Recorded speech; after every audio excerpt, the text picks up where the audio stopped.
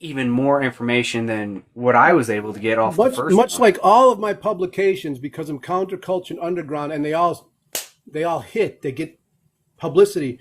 All of them sell for high amounts of money. Like all of my old books go from like $3 to $1,000. That book that you have there, I put it out because I know it'll be a collectible. That'll be a high end collectible because there's only so many out there.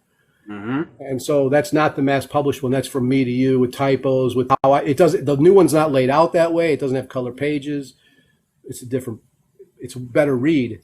But that's from my heart. That was like artists. Like I was working with Claudia Burdella and Baphy Myers from Infernal Church, and so they were taught. They did an interview with me when they were 16, and so I'm working with them at 16, 17. It was great. It was like really cool because I didn't realize they were that young until someone started giving me grief for talking to 16-year-olds, and I was like, yeah, why would I be upset? Why am I going to be afraid of that? I'm not talking to them about anything weird. And they're asking, they're really smart young adults. They're super smart, and so. And especially Claudia, I was like, Claudia, everything. They had known. They were coming at me with things. I'm like, where do you get that from? She goes, oh, they would say, I'm getting that from your old radio show or this. So Claudia had remembered more about my history than I did, and so I was just blown away. So I'm like, hey, Claudia, would you help me do this book? Because you're like a file cabinet for my work. And they say, yeah. And so Claudia's been I'm grateful to Claudia. And David, or Baphy Myers from the Infernal Church. I'm grateful to both of them. Wow, that's a whole new chapter that I didn't really notice. I read their names when I read the book, but this is like the first I'm hearing about their input and how they were influential in the first one. Like that's actually really cool to know. And oh yeah. I'm like you saw that whatever that video that you really liked, the podcast where it's like what is it, the grilling? Yeah, they made me work. They made me work. Like every week I had to get on a meeting and in Discord with them. They worked. They did not let up. And I remember one time I missed a meeting. I missed one meeting. I don't miss things, okay? So don't give me that. And so I'm like, I get online the next day. I go, hey, I apologize, I missed the meeting. They go, oh, we figured you were napping. They start laughing like that. Like I go, that's old man joke, huh? And they go, well, David, he's like, well, were you? And I go, yeah, I was. Fucking young. I want to say kids, but they're not kids. They're young adults, and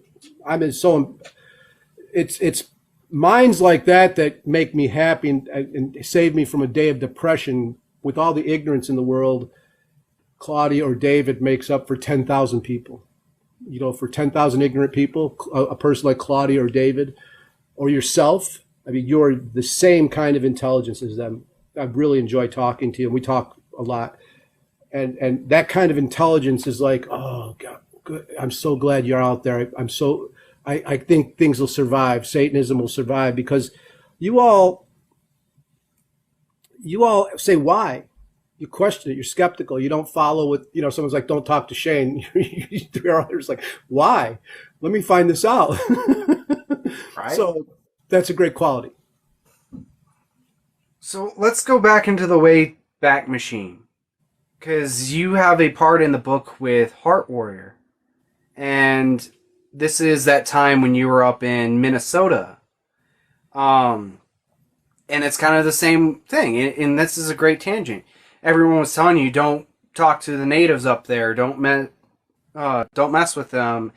And you had the same mentality. Well, why not? I'm going to go talk to this person. Same as I did with LaVey. Yeah, right, because people would tell me he was a lot of names. Look it up. They call Anton a lot of names. And so I was like, I want to see what the deal is. And I found them to be wrong. Yeah, Heart Warrior was one of my mentors. Heart Warrior Chosa from the Ojibwe clan up in Ely, Minnesota. Yeah. I love her. I was meeting her. You met through her kid, right? It was like a movie, dude. It was like I got run out of Chicago into Hammond, Indiana. I got run out of Hammond, Indiana. And then I'm up in Ely, Minnesota, in the middle of the woods, trying to help out my partner's father, who had just had a stroke. And I meet Sunrise, her son, and he's got a Dead Kennedy shirt on and all this. He's a cool, but he's native. When I say native, I don't mean like just DNA. When I talk a native, Heart Warrior Chosa lived in the woods. She would carry a canoe for 4 miles to get in the river. She had a cabin in the woods of Minnesota. Okay. Like, she was bad ass. I remember I started raising my voice once to her, and she got off she stood up and put her arms on the table. Yeah. Like she was going to lunge at me, jump across the table and start fighting. I was like, I got intimidated. And then I would hear stories about Sunrise, and rest in peace, Sunrise passed away. Yeah, but he would be like in school, when he first started coming to school, the public school, if he wanted to talk to a girl, he was a big boy, and he'd go up and just hit some guy in the top